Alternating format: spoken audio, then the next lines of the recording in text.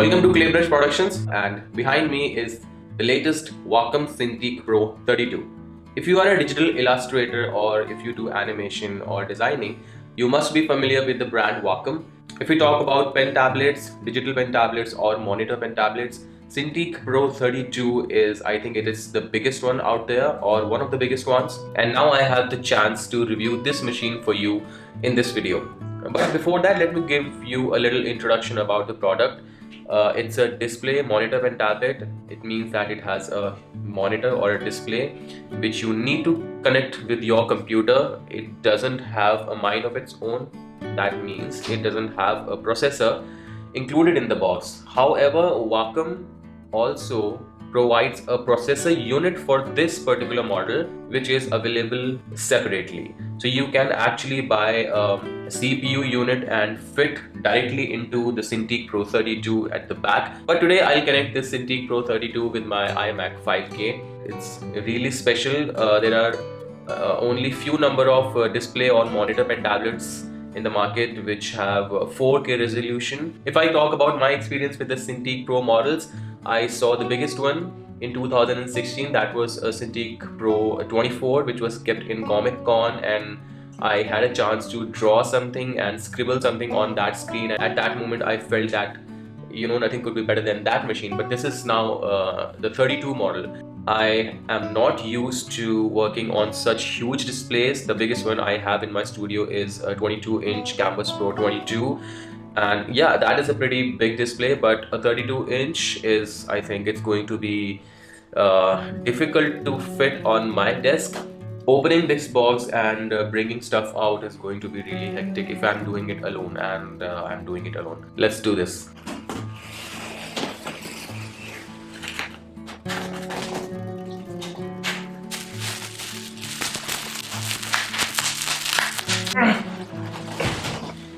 Let's try it that way.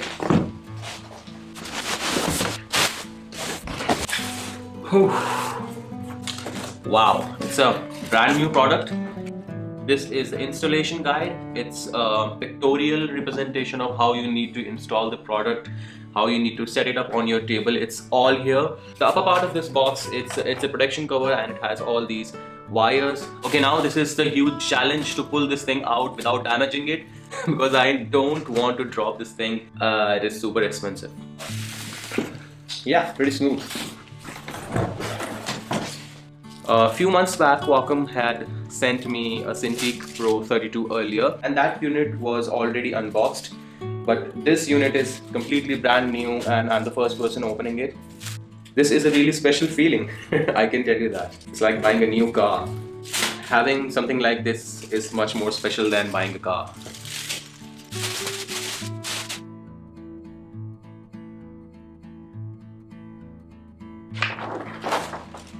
Ta-da!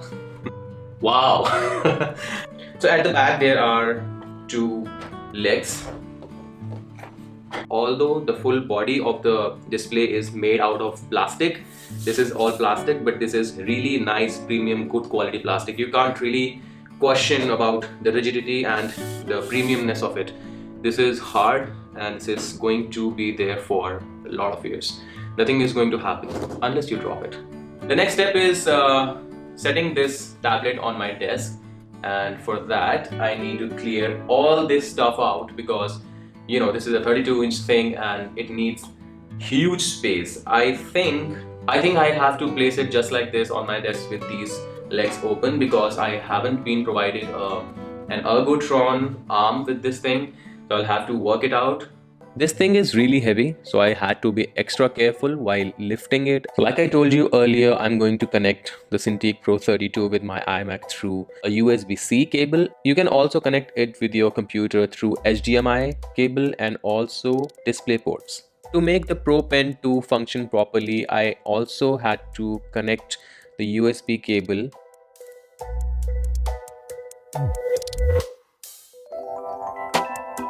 So inside the box you get a lot of material with the drawing tablet itself. The first thing is the pen. It is the Wacom Pro Pen 2. This is the latest technology Wacom has come up with. and it's quite stylish. It is slim and it is quite ergonomic, not heavy at all. It has 8192 pressure levels, and this is quite standard these days, and I don't think we need more than that. There are two buttons on the pen which are quite sturdy and they are customizable. Next up is a stand which can be used to place the pen, and it also holds extra 10 nips inside it. It is quite grippy and it doesn't slip much when you keep it on the desk. Also, it has a matte finish on it and it goes with the overall styling of the product. Next up, we have this precious and expensive accessory from Wacom, the Wacom remote for the Cintiq 32. I think it is also compatible or available for other Cintiqs like Cintiq 24 or 16 as well. This remote is I think it has more than 18 buttons on it, 18 plus buttons, and all of them are completely customizable. You can customize them inside the Wacom driver or the Wacom software that you can download from the Wacom.com official website. This remote is magnetic in nature so that you can place it anywhere on the screen. It will stick there and it won't move much. I think the best place to keep the remote is on the side bezels of the tablet. This is battery operated and there is also a charger cable inside the box. Apart from that, we have a power adapter. It looks like a brick and it has to be connected with another wire for power supply. There is one USB-C cable available inside the box, and there is one HDMI cable as well, and there is one USB connector cable as well to make your pen work. The small addition they have done inside the box is the HDMI to DisplayPort converter, which is a surprise. Anyways, I'm going to connect this tablet with my iMac through a USB-C type only. The overall design and the styling of the product is premium. It has matte finish all around, from the pen to the pen holder and the tablet itself, even the remote. These are completely matte in finish. There are some touch buttons on the top right of the display. They serve different functions, like one of them is for the settings, another is for the on-screen keyboard. The first touch button is to switch display 1 and 2. One thing I really want to mention about the product is that you can use it as your secondary monitor. I can drag my stuff from one screen to another screen without any hesitation, and I can use this monitor as my secondary or second monitor. I was not able to do the same thing with my previous pen tablets, but I think it is a common feature among the Cintiq Pro models. The bezels on this pen tablets are huge and they have been kept that way for a reason. You can't do illustration and drawing while keeping your hand hovering in thin air. You will have to place your hand somewhere like on the edge here or maybe here when you are drawing at the bottom of the screen.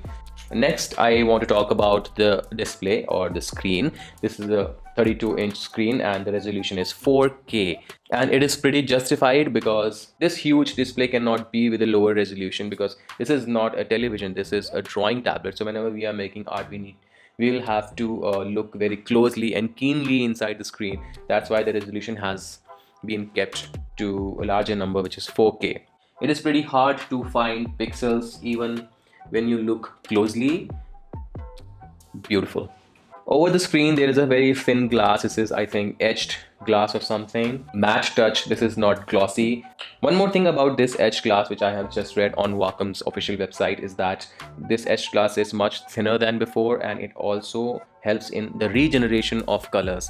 This is all theoretical language, but we'll have to test how this thing is performing in the real life, and I can tell you only after doing something on this. Because I don't have a stand, I think I'll have to stand myself up in order to make use of this full area.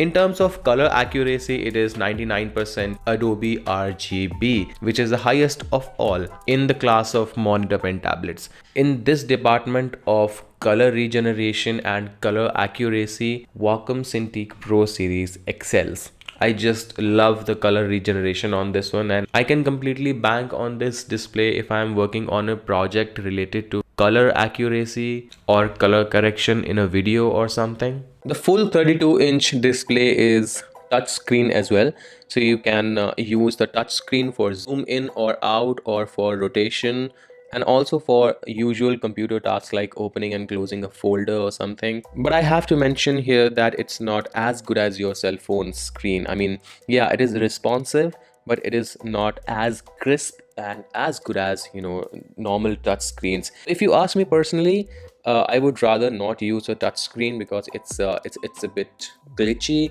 and also it takes a lot of effort to get the perfect thing. I mean, if you have to rotate the canvas, you can rotate it, but if you want to bring it back to the default, like the 0 degree, it's really difficult to do that. And it also happens with the remote as well. If you are using the keys for Photoshop shortcuts like brushes and for eraser and other tools, it works perfectly. But if you are using the scroller, which is the touchpad basically for zooming and for rotation, it works, but it doesn't work as smooth as it could be, which is not very satisfying. And for zooming and for increasing my brush size, I would prefer using keyboard shortcuts, or you can also use simple buttons on the remote rather than using the touch scroller bar. So this is the most important part of the whole package, the pen and the responsiveness of the pen with the screen. The pen is, of course, it's batteryless, and the rear end of the pen acts as an eraser. I'm not going to jump into really high details. I can tell you that it has 8192 pressure levels. So if you make a quick stroke on the canvas, the stroke will follow the pen very quickly. It won't fall behind. I think that's the thing which deals with the responsiveness of the screen. The parallax, I think most of people define parallax as the distance between the pen and the actual screen beneath the etched glass, and some of them describe parallax as the shift between the actual pointer and the nib of the pen. If I talk about the distance between the actual screen and the etched glass, it is there. The etched glass is not super thin, so you will find a little bit of gap between your actual pen and whatever you are drawing underneath it.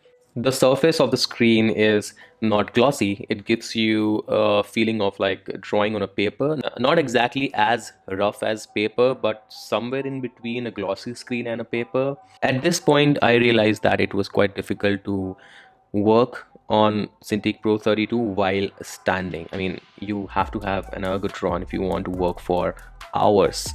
Nowadays, a lot of people are concerned with whether the strokes are wavy while drawing in the diagonal mode, and that's what I'm trying to do here. I also took help of a sheet of paper to make some straight lines, and there was no waviness or jagginess.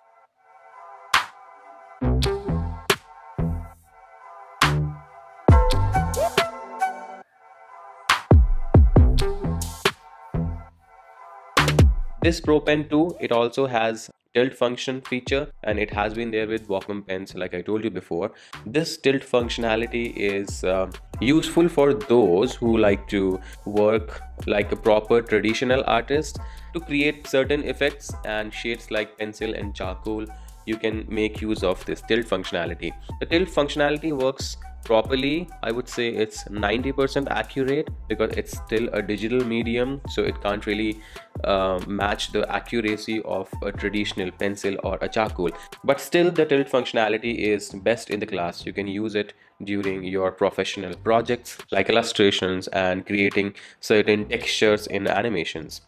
Just like the buttons on the remote and the remote itself, the pen is also customizable. The two buttons which are present on the pen, you can customize their click functions in the Wacom's driver. You can also adjust the pressure sensitivity of the pen according to your own comfort level. The Wacom driver also lets you do some other things like adjusting the brightness and the contrast of the main display, the 32-inch 4K display. You can change the color tone and the gamma as well. I like to keep it at 80% brightness level, which is a little amplified, but I like to work on a brighter screen because I really look forward to match the screen brightness with the iMac screen, which is really bright. One more beautiful aspect of the machine is that the corners are also as active as the middle screen. I mean, being a very big sized display pen tablet, it is really difficult to keep the corners as accurate as the middle part of the screen. I know this might sound a little stupid, but it happens. I have been testing machines, and this is a common feature that I always try to find whenever I'm reviewing a new machine. So at this time, I was trying to make a quick artwork. It can give you a rough idea of how this thing actually performs. As I told you, this is like still new to me to work on such a big screen, and it was good, and at the same time, it was overwhelming. I tried using different brushes, and it never lagged. I mean, even with the high definition brushes, I found no such kind of lag.